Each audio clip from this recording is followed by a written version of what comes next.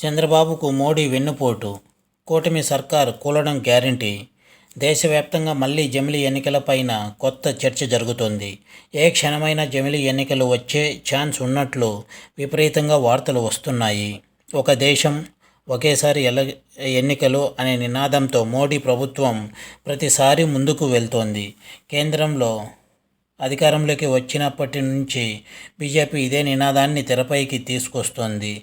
ఒకే దేశం ఒకే ఎన్నిక కారణంగా ఎన్నికల ఖర్చు విపరీతంగా తగ్గుతాయని మోడీ ప్రభుత్వం స్పష్టంగా చెబుతోంది. ఎలాగైనా ఒకేసారి దేశవ్యాప్తంగా ఎన్నికలు నిర్వహించాలన్నది మోడీ లక్ష్యం. అయితే ఇప్పటి వరకు ఆ దిశగా మోడీ సర్కార్ ఎక్కడా చర్యలు తీసుకోలేదు.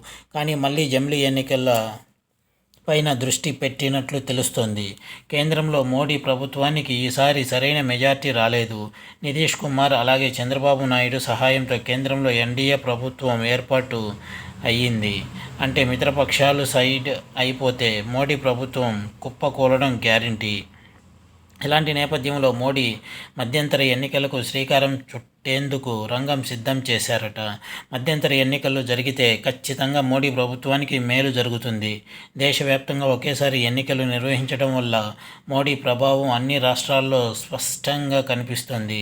దానివల్ల ప్రాంతీయ పార్టీలకు నష్టం వాటిల్లుతుంది. అదే సమయంలో కాంగ్రెస్ను నమ్మే పరిస్థితులు దేశ ప్రజలు లేరు. అంటే ఓటర్లందరూ బీజేపీ వైపు మొగ్గే ఛాన్స్ ఉంటుంది.